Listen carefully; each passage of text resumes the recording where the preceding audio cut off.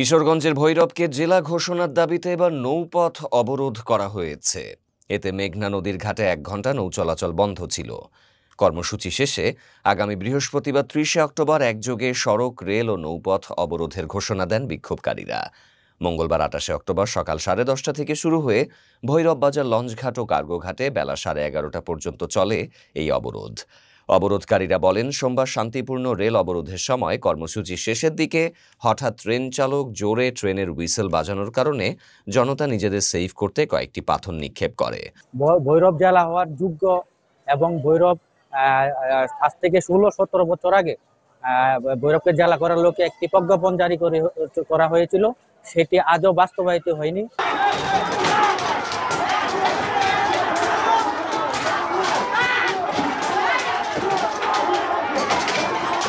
তবে এই ঘটনার সম্পূর্ণ দায় স্টেশন মাস্টার ও রেলওয়ে থানার ভারপ্রাপ্ত ওসি। আমরা ভৈরবকে জেলা ঘোষণার দাবিতে পূর্বেও ছিলাম, ভবিষ্যতেও থাকব। আমাদের মামলা দিয়ে দমিয়ে রাখা যাবে না। এই কর্মসূচি সমূহ যাতে শান্তিপূর্ণভাবে যারা এই আন্দোলনের সাথে সম্পৃক্ত আছেন সেই বিষয়ে তারা কাজ করছেন এবং তাদের সাথে প্রশাসনিকভাবে আমাদের সার্বক্ষণিক সমন্বয় যোগাযোগ সাধন করা হচ্ছে এবং আইনশৃঙ্খলা রক্ষাকারী বাহিনী সহ সংশ্লিষ্ট সকল দপ্তর যে নজরদারি বা তদারকির কাজটি করছে, যাতে এই ধরনের কর্মসূচি থেকে কোনো ধরনের বিশৃঙ্খলা বা যেটাকে বলে উচ্ছৃঙ্খল পরিবেশের সৃষ্টি না হয়। এর আগে আন্দোলনকারীরা সড়ক, রেলপথ আন্দোলন করে দাবি জানিয়ে আসছিলেন। এবার তৃতীয় দিনের মতো নৌপথ অবরোধ করে দাবি আদায়ে মাঠে থাকার ঘোষণা দেন। বৃহস্পতিবার একযোগে সড়কপথ, রেলপথ ও নৌপথ অবরোধের ঘোষণা দেন বিক্ষুব্ধ আন্দোলনকারীরা।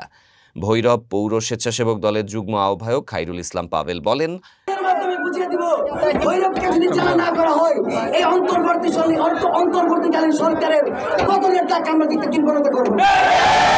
ভৈরবকে জেলা ঘোষণা সর্বস্তরের মানুষের দাবি। পূর্বে আন্দোলনের মাধ্যমে 65তম জেলার প্রজ্ঞাপন জারি হলেও পরে সরকার কোনো উদ্যোগ নেয়নি। আমরা জেলার দাবিতে শান্তিপূর্ণভাবে মাঠে নেমেছি। আন্দোলনকারীরা আগামী বৃহস্পতিবার সড়ক, রেল, নৌপথ একযোগে অবরোধের ঘোষণা দিয়ে আজকের কর্মসূচি শেষ করেন। প্রসঙ্গত, অবরোধকারীদের দাবি 2009 সালের গেজেট হওয়া 65তম ভৈরব জেলার দ্রুত ঘোষণার জন্য এই আন্দোলন। হঠাৎ দেখি একটা কালো বিড়াল রাস্তার মাঝখানে বসে রয়েছে। যতবার হরেন দিই, যতবারই দিবার মারি, ওই আস্তে আস্তে বড় হয়।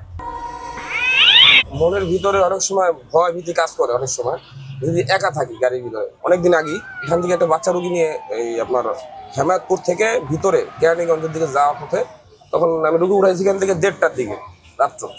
ওঠার সময় সাথে ছিল দুজন মহিলা আর একটা বাচ্চা ছিল। আমি যাওয়ার পথে এখান থেকে গেছি ভালো, ওদিকে গ্রামের অন্ধকার রাস্তা যখন পার হয়েছি, গ্রামের ভিতর দিয়ে রাস্তাগুলো, প্রথমে ছিল একটা হিন্দুদের মন্দির, তার কিছু যাওয়ার পরে পাইছি একটা কবরস্থান, তার কিছুক্ষণ পার হওয়ার পরে একটা মসজিদ পাইছি, তারপরে হচ্ছে খালি বিল আর বিল, তারপরে গ্রাম। এরকম রাস্তাটা পার হয়ে যাওয়ার পথে ওনাদের ডেড বডি নামাই দিয়ে আসছি, তখন কোনো সমস্যা হয়নি। যখন আমি ওই দিক থেকে আসার পথে এই মসজিদটা পার হয়েছি, ঠিক কবরস্থানের গেট বরাবর হঠাৎ দেখি একটা কালো বিড়াল ওই রাস্তার মাঝখানে বসে রয়েছে। তো আমি দূরের থেকে, আমার যেহেতু কালো আমাদের অ্যাম্বুলেন্স গুলো অনেক সময় গাড়িতে ডিপার থাকে, ফগলাইট থাকে, এগুলো মারার পরে মাঝখান থেকে বিড়ালটা সরার জন্য হরেনও দিচ্ছি। যতবার হরেন দিই, যতবারই ডিপার মারি, ওই আস্তে আস্তে বড় হয়। বড় হইতে হইতে মোটামুটি একটা প্লাস মনে করেন যে একটা ছাগল অথবা বাছুর টাইপের হয়ে গেছে। তখন আমার ভিতরে ওখানে ব্রেক করে দাঁড়া রয়েছি, ভিতরে ভয় কাজ করতেছে, এটা এত বড় হলে কি হবে সেকেন্ডের ভিতরে। পরে লাস্টে আমি কোনো দিক কুল না পায়া মাথা কোনো কাজ করতেছি না, কি করবো, নাকি পিচাসের পাল্লায় বললাম, নাকি ভূতের পাল্লায় বললাম, না কি কিসের পাল্লায় বললাম, বুঝতেছি না। কোনো কাজও করতেছি না। গাড়িটা যেদিকে কাটাই ওটাও সামনে এসে পড়ে, যেদিকে কাটি গাড়িটাও সামনে এসে পড়ে। একটা পর্যায়ে নিজের জীবনটা তো বাঁচাতে দেবো, ভয় একা মানুষ কি করবো, বাঁচতে হবে। তাৎক্ষণিক যা আসে কপালে, মরছি তো মরছি, ওরে নিয়েই মরবো। গাড়ি ভাবনা ওর উপরে চড়া দিয়েছি যখন, তখন গাড়িটা লাভ দিয়ে উঠছে, ঝাঁকি দিয়ে উঠছে। উঠার পরেই আমি সামনের ব্যাক ক্যামেরা, সামনে লুকিং গ্লাসে দেখা দেখতেছি ও আবার সেম আগে রাখে, সে বিড়ালের সাইজ হয়ে গেছে। তখন আমি সোজা গিয়া ওই মন্দিরের মতো বললাম যে হিন্দুদের আছে মন্দিরের মতো, মন্দির পার হয়ে গ্রামের ভিতরে ঢুকছি। হঠাৎ করে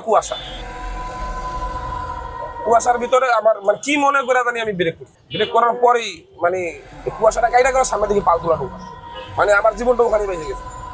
যদি আমি আর 4 আঙ্গুল বা 5 আঙ্গুল যাইতাম তাহলে সোজা না নদীর ভিতরে, মানে ফজরের আগে আগে আগে আগে আগে। এরকম আরো কয়েকবার লাশ নিছি এখান থেকে। লাশ নিয়ে যাওয়ার সময় ভালো গাড়ি, কোনো প্রবলেম নাই। অনেক সময় গাড়ি ডিস্টার্ব হয়, রানিং এ গাড়ি ডিস্টার্ব, কোনো প্রবলেম নাই গাড়িতে, নতুন গাড়ি। কিন্তু লাশ নেওয়ার সময় গাড়ি স্টার্ট বন্ধ হয়ে যায়, রানিং এ চাকা হাওয়া থাকে না, আবার মনে করেন বন্ধ হলে স্টার্ট হয় না। অনেক রকমের প্রবলেম ক্রিয়েট করে আমাদের। সব প্রবলেম তো সবসময় হয় না। অনেক লাশ তো অনেক সময় টানি, কোনো প্রবলেম, অনেক লাশে কোনো সমস্যা হয় না। অনেক কিছু কিছু লাশ আছে গাড়ি তো খুব মানে দিকদারিত করে, তখন নিজের ভিতরে ভয় কাজ করে। ওই ব্যাগের মধ্যে টাকা ছিল, আইডি কার্ড ছিল, আর 3 জনের মোবাইল চুরি হয়েছে। ওই পাশে একজনের, ওই পাশে একজন, 3 জনের মোবাইল চুরি হয়েছে। আমি কালকে আসছি, দোতলায় গেছিল, অফিসে গেছিল, তো ওনারা বলতেছেন ক্যামেরা নষ্ট। 1 সপ্তাহ থাকে গেছি মাইয়ারে নিয়ে, যখন মাইয়া এখানে বাচ্চা হয়েছে, তো তখন তো শুনি নাই চুরি টুরির কথা। হ্যাঁ, এখানে অনেক চুরি হচ্ছে। আনসারে বলছি, তো বলে আমি কি করব। আনসারে বলছি ভিতরে যা, ভাইয়া এখানে ক্যামেরা রে, এখানে কোন জায়গায় যেতে হবে বলে আমরা। তারপরে একজন বললো, একজন ভাইয়া যেখানে দাঁড়িয়ে ছিল না, ভাইয়া বললো দোতলায় যান, বলে আমাদের দায়িত্ব না ভাই। আর আজকে সকালে এই দিতে যাচ্ছি, ওই যে উনি কান্না করতেছে আমার বেড ভিতরে। জিজ্ঞেস করলাম কি হয়েছে, পরে বললো যে টাকা চুরি হবে। তাহলে অভিযোগ করেন, কোথায় অভিযোগ করো? তো আমি তো জানি এখানে যে দোতলা হলো প্রশাসনিক ভবন। আমি পরে ওনারা দেখাই দিলাম যে ওখানে যে আপনার অভিযোগ, ওনাদের একটা অভিযোগ পত্র দিছে, একটা চিঠি দিছে। পরে ফর্মটা নিয়ে এসে আমি ওনারে ফর্ম ফিল আপ করে দিছি যে জমা দেন। জমা দেওয়ার পরে রেজাল্ট আসলো কি, ওনারা সিসি ক্যামেরা চেক করলো, এইটাও ক্যামেরা, এই ক্যামেরা নষ্ট। সিসি ক্যামেরা এইখানে এতগুলো লোক, প্রত্যেকটা লোক রুগী, তাহলে এখানে সিসি ক্যামেরা নষ্ট। এখানে আনসারের ওই রকম ডিউটি, হেয়ালিগের ডিউটি, তাহলে এখান থেকে তো চোর তো জানি যে তাহলে এখানে সিসি ক্যামেরা নষ্ট। কালকে যে আমাদের বাচ্চাই যদি চুরি হয়, আমরা কি দেখতে পারবো? এটা কেমন না? এটা তো মনে করো আমরা তো ফলাফল পাই না, তো লাভ কি আমগো? আমরা তো সারাদিন মনে করো না ঘুমায় এত ফোন টোন সবকিছু দেখা রাখি। সকালে দেখে ব্যাগ 6000 টাকার মতন ছিল, আইডি কার্ড ছিল, মেন তো আইডি কার্ড আর কাগজপত্র। আইডি কার্ড তো আর পাবো না আমি খুঁজে, মেন তো হলো আইডি কার্ড। টাকা গেছে কোনো সমস্যা না, যায় টাকা হিসাব পড়বে, কিন্তু আইডি কার্ড আর আসবে। এখানে যে ডিউটিরও আনসার ছিল, তৎক্ষণাৎ ওরে ওনাকে সঙ্গে নিয়ে জানাইছি। না হওয়ার পরে বলো যে লিখিত অভিযোগ করেন। ওই যে ফর্ম নিয়ে আসার পরে লিখিত অভিযোগ করাইছে। লিখিত অভিযোগের ওই যে যার মোবাইল আছে উনিও বললো যে সিসি ক্যামেরা নষ্ট, তাদের কিছু করার নেই। তারপরে এরও ওই একই কথাই বল যে সিসি ক্যামেরা নষ্ট, এখন কিছু করার নেই। আমার কথা হলো এই একটা জায়গায় এখানে লোকজন চিকিৎসা করার জন্য আসছে। হ্যাঁ, অন্তত সিসি ক্যামেরাটুক থাকলে তো একটা থাকে যে কে বা কারা চুরি করছে। আর এখানে তো অপরিচিত লোক আসে, চুরি করার প্রশ্নই আসে না, সাহসী পাবো না, বুঝেন নাই? এনে অবশ্যই একটা সিন্ডিকেট আছে। সর্বনিম্ন 100 টাকা আমার কাছে, আর সর্বোচ্চ আছে 250-300। গরমের দিন তো টায়ার চাহিদা কম, যে শীতের দিন আসতেছে, এখন টায়ার চাহিদা বাড়বে, মানুষ কম দামে পাইব। টায়ারগুলো আমরা বিভিন্ন এলাকা থেকে জোগাড় করি, সদরঘাট, বংশাল, আরও আশেপাশে এলাকা আছে। কেমন কিনেন, কত টাকা লাভ থাকে আপনাদের হাতে? কি একটা লাভ তেমন একটা হয় না, কমই, একবারে সীমিত লাভ আর কি। তবে শোরুমের তুলনায় প্রায় অর্ধেক। ট্রাই বিক্রি করার আইডিয়া কেন আসলো? দিন দিন মানুষ শিক্ষিত বেশি, তাদের চায় অফিসিয়ালি চাকরির মাঝে অবশ্য টাইয়ের প্রয়োজন হয় বেশি, এই জন্য আর কি টাই ব্যবসার চিন্তা ভাবনা। ট্রাই কি শুধু শিক্ষিতরা নেয় নাকি আপনি অনেকে পেশনের জন্য নেয়, কি মনে হয় আপনার? টাই তো হয়েছে শিক্ষিত মানুষের জন্য। যারা হয়তো কিছু মানুষ আছে অনুষ্ঠান, বিভিন্ন উৎসবে আর কি পরে, ওরাও নেয়, তবে শিক্ষিত মানুষের চাহিদা একটু বেশি। এই ব্যবসা আপনি কতদিন ধরে করতেছেন এইখানে? এই ব্যবসা তো এনে প্রায় 20 বছর যাবৎ। আমি কিছুদিন ধরে আছি, আর এর আগে অন্য কেউ করছে। এই ব্যবসা করে আপনি কি পরিবার চালাতে পারতেছেন কিনা? আলহামদুলিল্লাহ, পরিবার অবশ্যই চলতেছে, আল্লাহর রহমত। মানুষেরও কেনাকাটা ভালোই। এখন তো আর ওই রকম দিন নাই, স্বৈরাচারের দিন নাই। এখন কেউ হয়রানিও করে না, তারও কোনো ঝামেলাও নেই। এখন আপনারা সুন্দরভাবে ব্যবসা বাণিজ্য করতে পারতেছেন? জি আলহামদুলিল্লাহ। এখন নতুন উদ্যোক্তাদের আপনি কি মনে করেন, এই ট্রাই কি অন্যরাও কি ব্যবসা করবে, কি এই ব্যবসা কি উদ্যোক্তা হবে কি?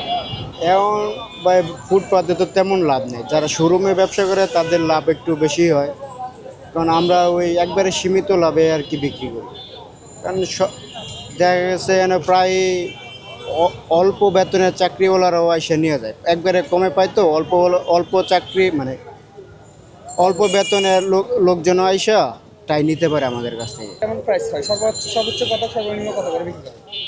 সর্বনিম্ন 100 টাকা আমার কাছে, আর সর্বোচ্চ আছে 250-300।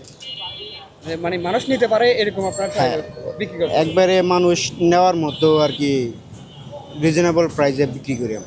ইমাম মুহিবুল্লাহ অপহরণ রাজধানীতে এক নতুন চাঞ্চল্যকর গল্প। প্রথমে ইমাম মুহিবুল্লাহ অপহরণের পেছনে ইসকন জড়িত থাকার অভিযোগ করা হয়েছিল। তবে পুলিশের তদন্তে উঠে এসেছে তিনি নিজে শ্যামলী পরিবহনের বাসের টিকিট কেটে পঞ্চগড়ে গেছেন। পরে তথ্য প্রযুক্তির সহায়তায় চাঞ্চল্যকর এই মামলার রহস্য উদ্ঘাটন করেছে পুলিশ। মঙ্গলবার সংবাদ সম্মেলনে এসব তথ্য জানিয়েছেন গাজীপুর মেট্রোপলিটন পুলিশের অতিরিক্ত পুলিশ কমিশনার মোহাম্মদ তাহেরুল হক চৌহান। আপনারা জানেন যে মহিবুল্লাহ মিয়াজি, যিনি TNT মসজিদের ইমাম, দীর্ঘ সময় যাবৎ উনি ইমামতি করেন, উনি একটা এজাহার দিয়েছেন। সেখানে উনি উল্লেখ করেছেন যে সকালবেলা হাঁটতে গিয়ে উনি 4-5 জন ব্যক্তি কর্তৃক উনি মাইক্রোবাসে করে ওনাকে জোর জবরদস্তি করে নিয়ে যায় এবং পঞ্চগড়ে ওনাকে আবিষ্কার করা হয় একদম একটা নাজেহাল অবস্থায়। তিনি বলেন, গাজীপুরের টঙ্গী থেকে খতিব ও পেশ ইমাম মোহাম্মদ মুহিবুল্লাহ মিয়াজিকে অপহরণের ঘটনা মিথ্যা। তিনি নিজেই গা ঢাকা দিয়েছেন। এ ঘটনায় ইমাম মুহিবুল্লাহর বাসের সহযাত্রী এবং বাসের সুপারভাইজারও পুলিশের হেফাজতে আছে বলে জানিয়েছে পুলিশ। ওনাকে জোর জবরদস্তিপূর্বক অপহরণ, হত্যার উদ্দেশ্যে মারধর এবং বেসামাল অবস্থায় ফেলে যাওয়া এবং আরও কিছু ঘটনার কথা বলেছে। তো সেগুলি আমরা আমলে নিয়েই তদন্ত শুরু করি। তদন্তের পর্যায়ে আমরা যে জিনিসটা জানতে পারি যে উনি আসলে সকালবেলা যখন হাঁটতে বের হন, উনি নিজেই একটা পর্যায়ে তার মধ্যে উনি ওনার বক্তব্য অনুযায়ী অবচেতনভাবে উনি মনে করেন যে তার আরও অনেক দূর এগিয়ে যাওয়া দরকার। তাহেরুল হক চৌহান বলেন, ইতোমধ্যে ইমাম মুহিবুল্লাহ পুলিশের কাছে প্রকৃত ঘটনা স্বীকার করেছেন। এ ঘটনাটি স্বীকার করে আদালতে আজ জবানবন্দি দেওয়ার কথা আছে।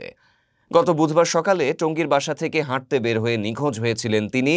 পরদিন বৃহস্পতিবার সকাল 6:30টার দিকে পঞ্চগড় সদর ইউনিয়নের সীতাগ্রাম হেলিপ্যাড এলাকায় পঞ্চগড় বাংলাবান্ধা মহাসড়কের পাশ থেকে শেকল বাঁধা অবস্থায় তাকে উদ্ধার করা হয়। এই ঘটনায় টঙ্গী পূর্ব থানায় একটি অপহরণ মামলা দায়ের করা হয়। দুটা গ্লাস ভেঙে ফেলেছে অটোলা, একটু বাজলে অগাটা অশান্তি, ওরা এই গ্লাস ধরলাম মানে এই ভাঙবো আর একটা লাগো বাজে তো ফাঁসটা হয়। আবার পরশু দিনে যে কালসিতে ভেঙে ফেলাইছে কিছু পয়সা দেখে 5-10-12 গায়ে বাকিটা ভেঙে ফেলাইছে। অটো অশান্তি তো মানে ঢাকা শহর চলা যায়। অটোটা সরকার যদি অটোগুলো যদি চিপাতে দিত, মেইন রাস্তা বাধা যদি গলি দিত তাহলে মোটামুটি ভালো হতো। 10 নম্বর থেকে 14 নম্বর কচুকাতে আগে সিএনজি আছিল, লোকাল মারতো, এখন অটো। আর যদি একটা জিলার সিএনজি হয়, এটা গভর্নমেন্ট 1200 টাকা দিয়ে বা গভর্নমেন্ট ফেলায় অটো লাগে কিছু বলার। আমার তখন জিলার গাড়ি আসলে আমি 3000 টাকা মানতে দিয়ে চলছি প্রত্যেক মাসে। এখন আমার জিলার গাড়ি বন্ধ করে ধরে দিচ্ছি। বল না খেলে 10 নম্বর ফুল 4 জনের সামনে ওরা লোকাল মারে, কিভাবে মারে? আগে যে সিএনজি গুলো আসলে আমার কচুঘাট থেকে 10 টাকা 20 টাকা টানতো, ওগুলো তো বন্ধ করে দিয়েছে। আমাকে তো ওই জিলার গাড়ি লোড পারমিট আছে, কেরানীগঞ্জ ঢাকার বাইরে, মান্তি কম খানায়। এটা উত্তরার থেকে মহাখালী থেকে উত্তরা তাহলে মোটামুটি চলে, এগুলো হচ্ছে মান্তি করে চলে। যেমন আগে 10,000 গাড়ি চলতো, এখন 1-150 গাড়ি চলে। অটোওয়ালাগুলো তো অশান্তি, আমরা খেপ পাই না। একটা মালিকের 200-250 করে অটো আছে। যদি সরকার একটা ভোটার কার্ড নিয়ে একটা গরিবের দিত একটা অটো, তাহলে মোটামুটি চলতে পারে। এখন ব্যবসা শুরু করছে, সাগরিকে একজনের 400 গাড়ি কিনছে। আপনাকে গেলে দেখবেন নেভির গেটটা পার হইলে হাতের ডান পেটে দেখবেন একটা বিশাল একটা গ্যারেজ। সিজার করলে ওটি রুম থেকে বের করতে 700 টাকা, আবার অবজারভেশন রুম থেকে বেড়ে নিতে 500 টাকা। এটা ফিক্সড, এটা আপনাকে দিতেই হবে। এটার জন্য মনে করো বিভিজনের সঙ্গে ঝগড়া করে আয়ারা। এখন তারা বলতেছে আয়া ওদের নাকি ফিক্সড স্যালারি না, ওরা এটা করে চলে। তা আমার কথা হলো, ভাই তোমার স্যালারি নাই, তুমি এইখানে কাজ করার অথরিটি তোমাকে কে দিল? আর যদি অথরিটি যদি কেউ দিয়ে থাকে তাহলে তো অবশ্যই এটার নেওয়া উচিত, মানে এটা রেট ফিক্সড করে দেওয়া উচিত। এই জাস্ট আপনি ওটি রুম থেকে বের করবেন, ওনাকে 700 টাকা দিয়ে বের করতে হবে, এটা আপনি বাধ্যতামূলক। আবার হলো অবজারভেশন রুম থেকে বেড়ে দিব 500 টাকা। একটা গরিব মানুষ আসছে, সরকারি হসপিটালে তো সাধারণত গরিব মানুষেরাই আসে, হ্যাঁ, তার তো 500 টাকা 700 টাকা অনেক কিছু। 100 টাকা 200 বকশিস আমি খুশি হয়ে যা দিব তাই, বকশিস আমি খুশি হয়ে যা দেবো তাই, হ্যাঁ, বকশিস তো আমার কাছে চার্জ করে নিতে পারেন। এবং এটার জন্য রীতিমতো ঝগড়া, মানে তুলকালাম করে ফেলাইছি এই অবস্থা। পরে আমি পরিচালক স্যারের নিয়ে গেছিলাম, যাওয়ার পরে পরিচালক স্যারের যে অ্যাসিস্ট্যান্ট, এউনি বলছে যে এটার যদি কোনো মানে আমাদের কাছে যদি সুস্পষ্ট কোনো আসে, যারা টাকা নিছে বা টাকা নিচ্ছে, এগুলো কোনো ছবি তুলে নিয়ে আপনি যদি আনতে পারেন, তাইলে আমি আপনার এটা হয়তো এটা বিহিত করতে পারবো। ওটি রুম থেকে বার করলে সবসময় 700 টাকা করে নেয়, বুঝছেন। এরপরে হোলসেলে করে নিলে 200 টাকা 300 টাকা লাগে। এরপরে আপনার বেড থেকে বার করলে 500 টাকা করে লাগে। তাহলে আমরা কি করবো বলেন? আমরা তো আছি সেবার জন্যই। দেখেন,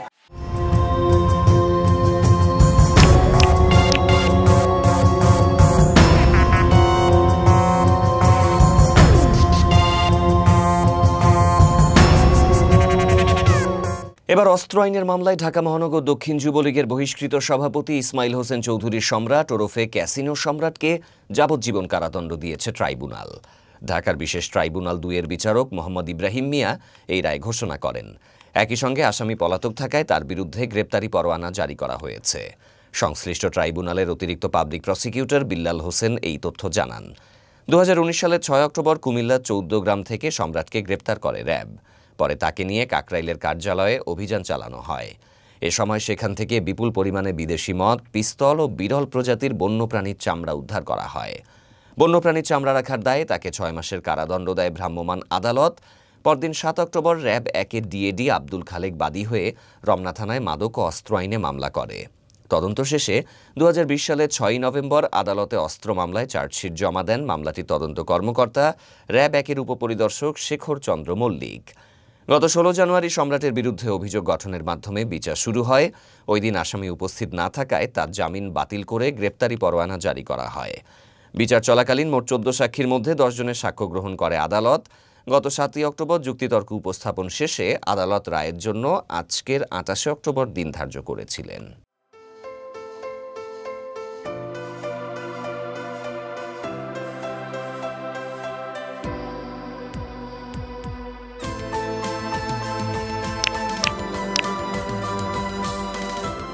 আমাদের এখানে বেশি কোনো খেজুর নাই, সব সৌদি আরবের খেজুর আছে, যেমন এই যে কালমি মরিয়ম আছে, আজুয়া খেজুর আছে, শুকনা বরই আছে, দাবাস খেজুর আছে, তারপর আপনার গিয়ে কামরাঙ্গা মরিয়ম আছে, কম দামের ভিতরে জিএজি খেজুর আছে, সব মিলে সুক্কারি খেজুর আছে, সৌদি আরবের তিউনিসিয়া খেজুর আছে, সব কিছু ইরাকের মরিয়ম আছে, সব কিছুই খেজুর আছে। আমরা এখানে আছে বাদামতুলি, বাহুবাজার বাদামতুলি থেকে সংগ্রহ করি। তারা বিভিন্ন দেশ থেকে তারা কালেক্ট করে, চিটাগাং আইসে নামে, ওইখান থেকে তারা সংগ্রহ করে, তারপর তাদের কাছ থেকে আমরা কিনে আনি। আমরা পাইকারি হিসেবে নেই, খুচরা সেল দিই আর রোজা আসলে তো সবাই জানে রোজায় খেজুর চলে বেশি। তাও এখানে আগে অনেক কম সেল হতো, কিন্তু ইদানিং হয়তো 2-3 বছরে অনেক সেল হয়, মানে ব্যবসা ছাড়াও অনেক ভালো সেল, রমজান ছাড়াও অনেক সেল হয়। তাও আমরা জানি যে এইখানে অনেক 18 প্রকার উপকারিতা আছে, সেটা আমি ইউটিউব থেকেও দেখছি বা ডাক্তারের পরামর্শ থেকেও শুনছি আর কি। তো এটা আমি না, সবাই জানে যে খেজুরের সব থেকে, ফলের ভিতরে সব থেকে বেশি উপকারিতা বা প্রোটিন বেশি এই খেজুরেই আছে। আমার সারাদিনে রমজান ছাড়াও এখন আলহামদুলিল্লাহ 15 থেকে 20,000 টাকা সেল হয় ডেলি। হ্যাঁ, ডেলি পার ডে হয়তো 10,000-এর প্লাস আর কি হয়, থাকে আলহামদুলিল্লাহ, যা থাকে ভালোই চলতে পারি। পরবর্তী সরকার আসুক, দেখি তারা কিরকম চাচ্ছে বা তারা কি ভালো। আমরা চাই যে এখন যেরকম চলতে পারতেছি আগামীতে যাতে ভালোই চলতে পারি।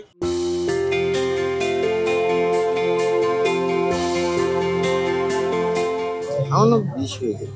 এই পেশা আপনার কত বছর ধরে আছে? আমি এখানে আছি 16 বছর। 16 বছর? 2010 দেখছি। সব ধরনের ছবির উপরে ডিপেন্ড করে। নরমালি যদি আমি ছবি ট্রেস করতে চাই তাহলে আমার কত টাকা লাগতে পারে? এখানে লাইভ যারা আঁকে বসে, মানে নিজের ছবি, সেটা 300 টাকা। এটা সময় লাগে, এটা আজকে শেষ হবে না। এটার জন্য প্রাথমিক যে শিক্ষাটা, এটা কোথা থেকে নিয়েছেন আপনি? আমি তো এখানে ছিলাম না, আমি চলচ্চিত্র লাইনে ছিলাম। চলচ্চিত্র ডিজাইনের কাজ। চলচ্চিত্র বন্ধ হওয়ার পরে আমার নিজের একটা অফিস ছিল, এবি পাবলিসিটি নামে, সেটা রাখতে পারি চলচ্চিত্র অবস্থা। পরে বইমেলাতে আমরা ছবি আঁকতাম বইমেলার পরে এখানে দেখলাম যে বাইরের দেশে যখন বাইরের ছবি আঁকে, এই জায়গাটা ভালো লাগে, এখানে আসতাম মাঝে মধ্যে আস্তে আস্তে করে এগুলো। আসলে এটা হচ্ছে কি আমাদের এক ধরনের নেশা, বুঝছেন, ছবি আঁকা। আমাদের তো এটাতে কোনো রকম চলে, প্রত্যেকদিন যে কাজ হয় তা হয়, মাঝে মধ্যে হয়। তো যারা নাম্বার নিয়ে রাখে, এদের ছবি প্রয়োজন হলে এরা তখন কাজটা হয়।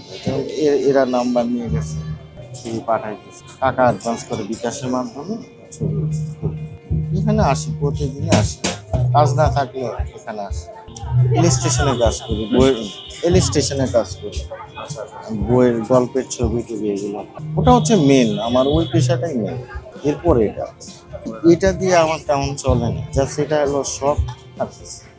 শখে থাকতে থাকতে এত বছর হয়ে গেছে, আমি বলতে পারি না, হঠাৎ করে চলে যেতে পারে। এখানে আরো অনেক আর্টিস্ট ছিল যারা এখন এটা ছেড়ে চাকরি করতেছে। আমরা যেগুলো আঁকি কাস্টমার খুশি আমাদের ছেলে, উনি দেখছিল, উনি দেখেছে আর কি, উনি তুলছে, উনি আসছে।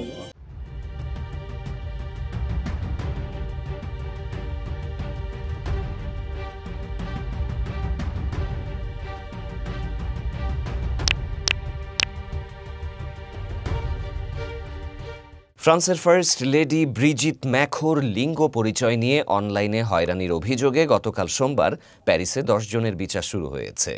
ফ্রান্স ও অন্যান্য দেশের কিছু মানুষ ফার্স্ট লেডির বিরুদ্ধে লিঙ্গ পরিচয় নিয়ে যে অপমানিত অভিযোগ তুলেছে তার প্রেক্ষাপটেই মামলাটির বিচার শুরু হলো। গত জুলাইয়ে ম্যাখো দম্পতি যুক্তরাষ্ট্রে একটি মানহানির মামলা করেছিলেন। ব্রিজিত ম্যাখোর জন্মসূত্রে পুরুষ হিসেবে চিহ্নিত হওয়ার গুজব অনলাইনে ব্যাপকভাবে ছড়িয়ে পড়লে এই মামলা করা হয়। এই অপ্রমাণিত অভিযোগের পাশাপাশি এই দম্পতি 24 বছর বয়সের পার্থক্য নিয়েও দীর্ঘদিন ধরে সমালোচনা চলছে। প্যারিসের একটি ফৌজদারি আদালতে মামলার 10 আসামি গতকাল হাজির হন।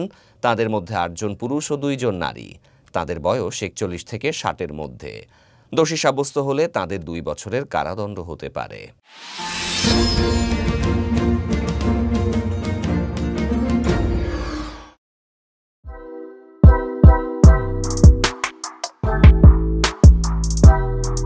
যতই দিন যাচ্ছে ততই আমরা আধুনিক হচ্ছি।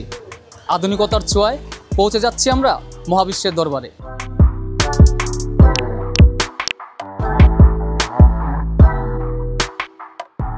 এমন কোনো যন্ত্রপাতি নেই যেটা বাংলাদেশে নেই। বলছিলাম কুটির শিল্পের কথা, যেখানে কিনা হাতে নকশা করা, কাঠের উপরে নকশা করে খাট থেকে শুরু করে আলমারি, সোফা, ঘরের আসবাবপত্র সব কিছু করা হয় হাতের মাধ্যমে, যা কিনা বিলুপ্তর পথে পায়।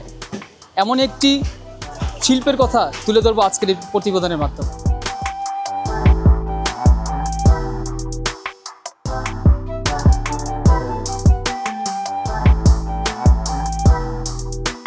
এই যে কাজগুলো আপনি করছেন, এটা আসলে কতদিনের অভিজ্ঞতা আপনার? আমি কাজ করতেছি প্রায় 30-35 বছর হবে, 30 থেকে 35 বছর হবে। এই কাজটা আমরা নিজেরাই আর্ট করি, নিজেরাই করি। আর ডিজাইন বুঝাত ওটার রেট বলা হয়, যা যেই ডিজাইন দেখাবে সেই ডিজাইনের রেট ওই অনুসারে বলা হয়। এছাড়া যেই খাট বা শোকেস বা আলমারি বা ওয়ার্ডরোব বা ড্রেসিং টেবিল যেটাই বলুক, সোফা যেটাই বলুক, সেটা আমার ডিজাইন অনুসারে আমরা রেটের ফয়সালাটা করি। মানে আপনাদেরকে যে কোনো ধরনের নকশা দিলে আপনারা সেটা তৈরি করতে পারেন? হ্যাঁ, যে কোনো ধরনের নকশা দিলে আমরা তৈরি করতে পারি ইনশাল্লাহ। কিন্তু এখন তো দেখা যাচ্ছে সব কিছু মেশিনের যুগ, তারপরে আপনারা হাতের মানে ওই পুরনো ঐতিহ্যটাকে আপনি ধরে রেখেছেন, এটা নিয়ে আসলে আপনি কি বলতে চাচ্ছেন? এটা নিয়ে আমাদের ঐতিহ্য, আমরা যে অনেক বছর ধরে কাজ করতেছি, যে ঐতিহ্য ছোটোর দিকে কাজ শিক্ষা আসছি, এই কারণে ওইটা নিয়ে আমরা পড়ে আছি। আমরা মেশিনের ওই সংযোগ এখনও আমাদের হাতে যে কাজ আছে এই কাজই করি, আমরা মেশিনে করতে করি না। মেশিনের কাজটা অত একটা ভালো না, ফিনিশিং কম হয়, সব দিকেই কম হয়। তারপরে মনে করেন আপনার যে আমরা হাতে যে কাজটা করি এটা অনেক সুন্দর হয়, দেখতেও সুন্দর, ফিনিশিংও সুন্দর। মেশিনে অত একটা সুন্দর না, অনেক মেশিনেরও অনেক সমস্যাই আছে, ওগুলা বলা যায় না। আচ্ছা, কোন কাঠের কাজগুলো সবচেয়ে বেশি আরামদায়ক আপনাদের? সবচেয়ে বেশি সুন্দর হলো, সৌন্দর্যর বলতে সেগুন কাঠের কাজই ডিজাইন করতে সুন্দর বেশি। সেগুন, গামারি অথবা শিলকরই অথবা মেহাগুনি এইসব কাঠে ডিজাইন করলে অনেক সুন্দর দেখায়, অনেক ভালো দেখায়, আর নকশাও খুব সুন্দর ফুটে। এটাই হলো সৌন্দর্য, আর কিছু না। বেশি বেশি কোন কাজগুলো করেন? আমরা বেশি বেশি করি হলো সোফা, ওয়ার্ডরোব, খাট, আর হলো গিয়ার ড্রেসিং টেবিল, শোকেস, আলমারি, এইসব ধরনের সর্বরকম কাজই করি। আবার সিলিংয়ের কাজও করি, সিলিংয়ে অনেক ডিজাইন লাগায়, অনেক ধরনের কাটিং আছে, ওগুলোও করি, সব ধরনের কাজই করি। আপনার কি এর পাশাপাশি অন্য কোনো পেশা আছে আপনার? আমার এর পাশাপাশি আর কোনো পেশা নাই, শুধু এই কাজই করি। এখান থেকে আপনার জীবিকা নির্বাহ হয়? জি, এখান থেকে জীবিকা যা নির্ভর হয় তা নিয়ে শুকুর আলহামদুলিল্লাহ, এইভাবেই চলতে আছে, আল্লাহ চালাইতে আছে। তবে এই পাশে আমি ছোটোকালে আসছি আমার বড় ভাইয়ের সাথে, এরা আমাকে বলছে যে তোমার বাড়িতে থাকা লাগবো না, তখন আমাদের অভাবের সংসার ছিল, যার কারণে আমরা এইভাবে মনে করেন, আমার ভাই বললো যে এই সংসারের অভাবের ভিতরে আর থাকার দরকার নেই, তুমি কাজ শিখতে হও, কাজ করো। এই কাজ করতে গিয়ে ছোটোর থেকে এই পর্যন্ত কাজই আছি, কাজ করতেই আছি, আর কিছু না। কাজ শিক্ষার বয়স গেছে আমার সাভার, এই মিরপুর, দোনো জায়গায়। এখানে ওখান থেকে শুরু, এখান থেকে শুরু, দোনো দিক থেকে আমি কাজ করি, সব জায়গায় কাজ করছি, অনেক জায়গায় কাজ করছি। এখন এইখানে পড়ে রয়েছি, এখানেই আছি, মিরপুরই আছি। আচ্ছা, নতুন প্রজন্ম যারা আছে তারা যা আপনার মেশিনে তৈরি যা কাজগুলো করছে, আসলে ওইটা টিকসই বেশি নাকি হাতে যে কাজটা করেন আপনার সেটা টিকসই বেশি? হাতে যে কাজটা করা হয় সেটাই টিকসই বেশি, দেখতেও সুন্দর, সব দিকেই। আপনার মেশিনের কাজটা অত সুন্দর না, যেটা সত্য সেটাই বললাম। তবে মেশিনের কাজ সবাই পছন্দ করে না বর্তমানে, এতদিন বোঝে নাই যারা আসছে নতুন মেশিন তখন চালু করাইছে, চালুর জন্য আর কি মেশিনে করায়। আর আমাকে হাতে কাজ করতে যেটা মেশিনে লাগবো 2 দিন, আমাকে এটা মেশিনে লাগবো 4 দিন 5 দিন, তারপরেও হইতে চাইবো না। আমাকে হাতের কাজটা এত সময় লাগে, অনেক সময় লাগে। আর কাজটা যদি ফিনিশিং ভালো না হয়, সৌন্দর্য না হয়, তাহলে তো আমাদের কাছে কাজ করে কোনো ফায়দা নাই, কোনো লাভ নাই, মানুষও পছন্দ করবে না। আনুমানিক একটা সুপার কাজ করতে আপনাদের কতদিন সময় লাগে? আনুমানিক সুপার ডিজাইন বুঝা, ডিজাইনে অনেক ধরনের ডিজাইন আছে, কোনোটা 1 সপ্তাহ লাগে, কোনোটা 15 দিন লাগে, কোনোটা 1 মাস লাগে। ডিজাইন বুঝা, ডিজাইনের উপরে নির্ভরশীল খায় যে কোনো ডিজাইনই। কিছু ডিজাইন আছে অল্প, ওইটা 1 সপ্তাহ 10 দিন 5 দিনের ভিতরে হয়ে যায়। আবার কিছু ডিজাইন আছে এমন ডিজাইন করতে গেলে এক পায়াতে 1 দিন লেগে যায়, 2 দিন লেগে যায়। এই কারণে এক সেটে 15 দিন 1 মাস লাগে যায়। আপনাদের মজুরিটা আসলে কিভাবে নির্ধারণ করেন? মজুরি ওই যে বললাম ডিজাইনের উপরে আমাদের মজুরি নির্ভরশীল। যে কোনো ডিজাইন ওইটা দেখবো যে আমার সময় কত লাগবে, ওইটা বুঝিয়ে আমরা ডিজাইনের ওইটা নির্ভরশীল করি যে এত টাকা মজুরি হয়।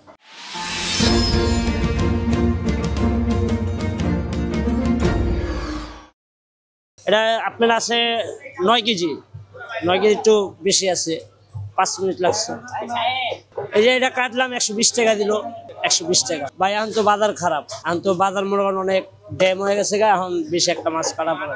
আমার মাছ খেতে আমি কি করবো? আমি আগে ছোটখাটো মার্কেট চাকরি করতাম, মুক্তিযোদ্ধা মার্কেটে, মাসে 500 টাকা দিত। পরে ছাইরা পরে জায়গায় ছোটতে আমি মাছ কাটাই না, প্রথম ছিলছি পরে কাটা শিখছি। কত 3-4 বছর লাগছে। হ্যাঁ, সংসার চালাই এই মাছ কাটা দিয়ে, আল্লাহ চালায়। 30 থেকে 40 হাজার এর বেশি। বউ আছে, বাপ আছে, মা মারা গেছে। হ্যাঁ, আমার সাথে থাকে, বাবার একটু সমস্যা, পেটে অপারেশন করা, তো হইলে কাম কাজ করতে পারে না। আমারটাই মনে করেন আমার এই কর্ম করে আমি সংসার চালাই, ভালো লাগতেছে। এরকম কয়জনে দেখে? এটা তো ভাই এটা কষ্টের কাজ, এটা অনেক কষ্টের। মনে হয় সারাদিন বইতে বইতে মনে হয় কোমর টোমর ধরা যায়, এমন আছে রাইতে মনে করেন ব্যথা ওঠে। কি করবো, কর্ম করে তো খাইতে। সকাল 8টায় আসি, আমি আগে করতাম হাফ বেলা, দুপুর 2টা বন্ধ করে যাইতাম গা। এখন করি মনে করেন সকাল 8টায় আসি, রাত 9টায়। ওই যে দুপুরে যাই, খাওয়া দাওয়া করে 1-1.5 ঘন্টা রেস্ট লই আবার আই। এই যে আজকে 12টার সময় গেছি, 3টা বাজে আইছি। হ্যাঁ, লোক পড়া যায়, অথবা 19 থেকে 20 হলে মনে হয় আঙ্গুল ডাইভা যায়। মানে এটা অনেক রিস্কের কাজ। এই কাজটা মনে হয় সবাই পারবো না। আর যদি আমাকে কিছু ক্যাশ থাকতো তাহলে তো আমি অন্য ব্যবসা করে খাইতাম। তো আমাকে মনে হয় ক্যাশ কি বললাম, যা পাই ভাড়া টাড়া দিয়ে শেষ।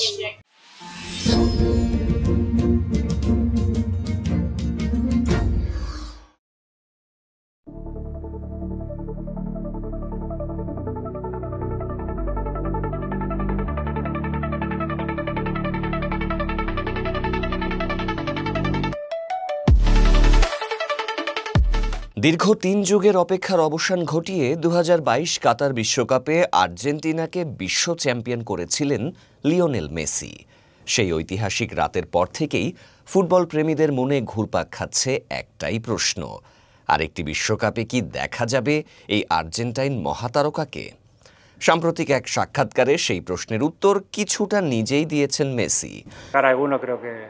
শরীর যদি পুরো ফিট থাকে তাহলে 2026-এর বিশ্বকাপ খেলতে চান তিনি, তবে সিদ্ধান্তটি নেবেন সময় নিয়ে, নিজের শারীরিক অবস্থার উপর নির্ভর করে।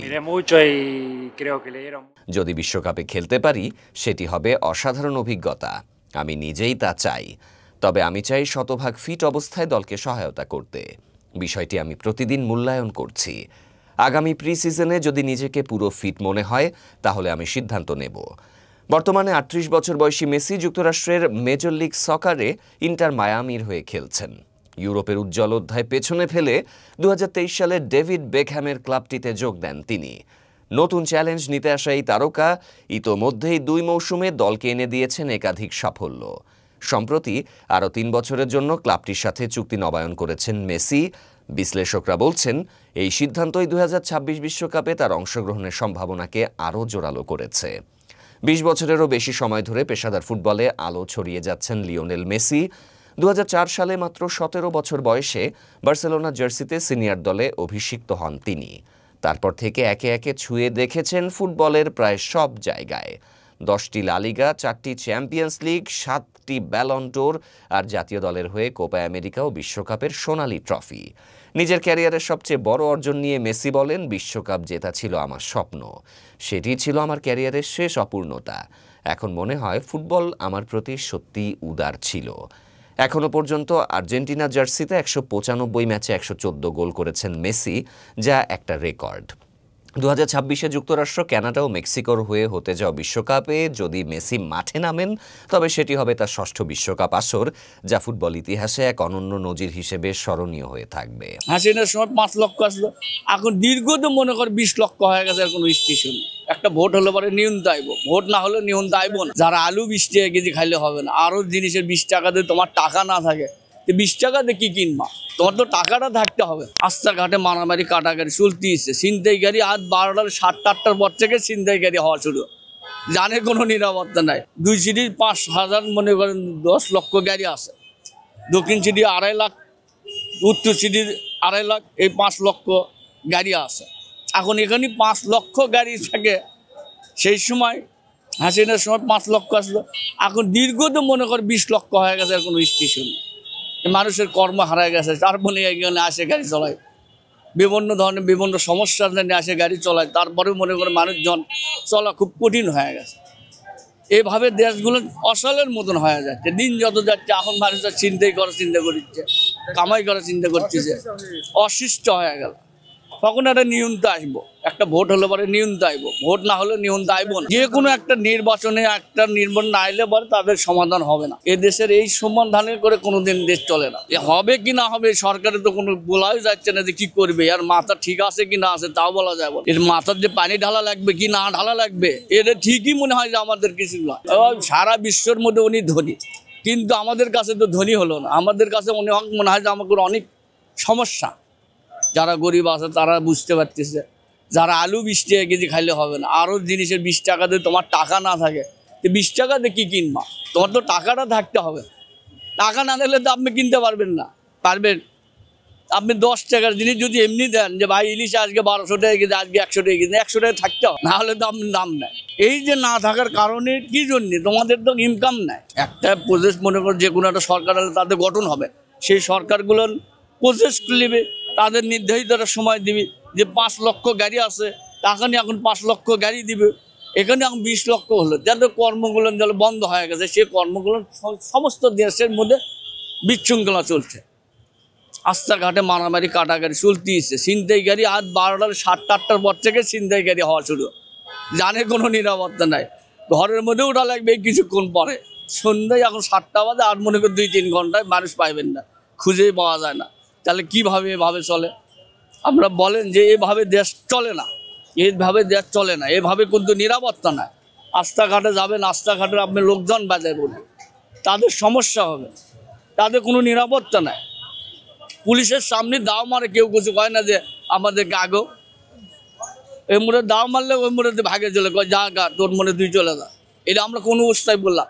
তাহলে তুমি কোনটায় আর্মির মধ্যে চলে দিলা, কোনটা পুলিশের মধ্যে চলে দিলা, কোনো রায় তো দিলা না। তারা তো কয় না যে হ্যাঁ এখন দাও মারিচ্ছ লে যা, আপনি দুটো থাপ্পড়ও বাড়তে পারে। 10 টাকার ওটা 20 টাকা চালিয়ে গা, 100 টাকার ভরা এখন আসছে 50 টাকা, 50 টাকা ভরা আসছে 20 টাকা। যেমন এখন এভাবেই চলতেছে। দেশটা কীভাবে চলবে, কীভাবে গঠন হবে, তাদের মাথার মধ্যে ধরা নেবে। যার টাকা পয়সা আছে, যারা গরিব দুঃখী মানুষের জন্য খাটে, তাদের জন্য দরকার এ দেশের সে লোকের দরকার। এত প্রিয় খালি বড় বড় নেতাগুলো ধরলে হবে না, ছোটো ছোটো নেতাগুলো ধরেন, যারা কোটি কোটি টাকা কামাই করছে ওই কোটি কোটি টাকাগুলো বাদ দেন। যারা বড় বড় নেতাগুলো হসে তারকে ধরলে হবে না, ছোটো ছোটো নেতাগুলো ধরেন, ছোটো ছোটো ব্যাংক বিলেজগুলো যেগুলো করছে তারকে ধরেন, ছোটো ছোটো গাড়িগুলো হচ্ছে এরকম ধরেন, ছোটো ছোটো মনে করেন যত মনে করেন যে হুন্ডো হচ্ছে হুন্ডোগুলো ধরেন, মোটামুটি তারপরে কার গাড়ি হচ্ছে কার গাড়িগুলো ধরেন, সিএনজিগুলো হচ্ছে সিএনজি ধরেন, ছোটো ছোটো দোকানগুলো ধরেন। আস্তে নিয়ন্ত্রণ আইব, এর আগে আইব।